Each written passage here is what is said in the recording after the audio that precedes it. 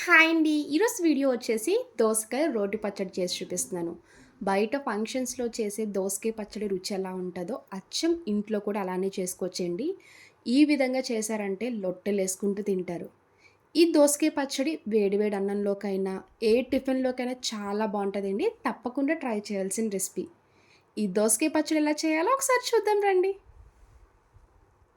ఇప్పుడు దోసకాయ రోటి పచ్చడి చేసుకోవడానికి ముందుగా దోసకాయ తీసుకొని శుభ్రంగా వాష్ చేసుకున్నాక ఒక పీలర్ తీసి పైన తొక్కంతా చెక్కేసేయాలి. దోసకాయ కట్ చేసుకున్నప్పుడు చిన్న ముక్క తిని చెక్ చేసుకోండి.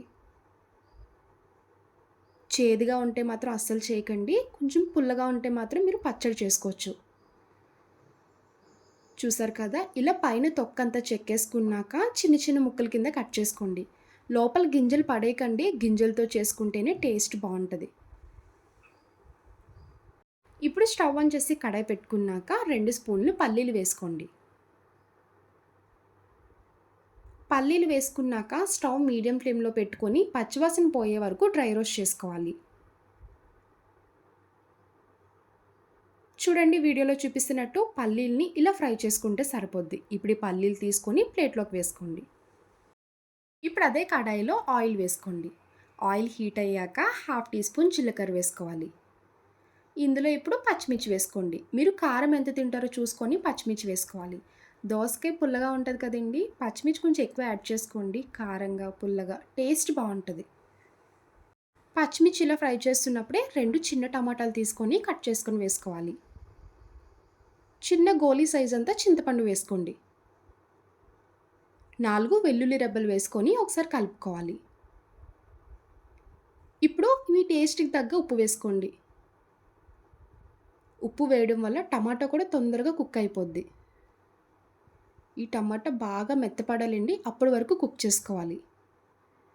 ఇందులో ఇంక ఎలాంటి వాటర్ ఏమి యాడ్ చేయకూడదండి. టమాటా ఉడుకుతున్నప్పుడు వాటర్ సెపరేట్ అవుతది. చూసారు కదా వీడియోలో చూపిస్తున్నట్టు. ఆ వాటర్‌తోనే టమాటా కూడా కంప్లీట్‌గా మగ్గిపోద్ది. చూడండి వాటర్ లాంటివి ఏమి లేకుండా ఇలా దగ్గరికి డ్రై అయిపోయేలాగా కుక్ చేసుకోవాలి. టమాటా కూడా సాఫ్ట్‌గా కుక్ అయిపోయింది కదా! ఇలా రెడీ చేసుకున్నాక ఇంకా స్టవ్ ఆఫ్ చేసుకోండి. కొంచెం చల్లారాక అప్పుడు మిక్సీ జార్‌లో వేసుకోవచ్చు. ఇప్పుడు ఇలాంటి ఒక మిక్సీ జార్ తీసుకొని ముందుగా డ్రై రోస్ట్ చేసుకున్న పల్లీలు వేసుకోండి. మీరు పొట్టు తీసుకోకుండానే ఇలా డైరెక్ట్‌గా వేసుకోవచ్చు. పల్లీలు వేసుకున్నాక మూత పెట్టుకొని మిక్సీ చేసుకోవాలి. చూడండి పల్లీల్ని ఈ విధంగా ముందుగా మిక్సీ చేసుకోవాలి. ఇప్పుడు ఇందులో టమాటా వేసుకోండి. టమాటా, పచ్చిమిర్చి కంప్లీట్‌గా చల్లారిపోయాకే వేసుకోండి. అదే వేడి మీద వేసుకొని మిక్సీ చేసుకుంటే పచ్చడి తూలిపోద్ది. కట్ చేసుకున్న దోసకాయ ముక్కలు కూడా వేసుకోవాలి. ఇలా డైరెక్ట్‌గా గింజలతోనే వేసుకోండి టేస్ట్ బావుంటది. దోసకాయ ముక్కలు వేసుకున్నాక మూత పెట్టుకొని బరుకుగా మిక్సీ చేసుకోండి. కచ్చా పచ్చగానే మిక్సీ చేసుకోవాలి. అప్పుడే రోటి పచ్చడి తిన్నట్టు ఫీల్ ఉంటది. దోసకాయ పచ్చడి అలా డైరెక్ట్‌గా తినేసినా బావుంటదండి. లేదు అంటే ఇలా తాలింపు కూడా పెట్టుకోవచ్చు. స్టవ్ ఆన్ చేసి ఇలా తాలింపు పాన్ పెట్టుకున్నాక ఆయిల్ వేసుకోండి. ఆవాలు, జీలకర్ర, శనగపప్పు, మినపప్పు, కరివేపాకు, 4 వెల్లుల్లి రెబ్బలు, 2 ఎండుమిరపకాయలు ఇలా తుంచేసి వేసుకోవాలి. తాలింపు ఇలా ఫ్రై చేస్తున్నప్పుడే చిటికెడు ఇంగువ వేసుకోండి.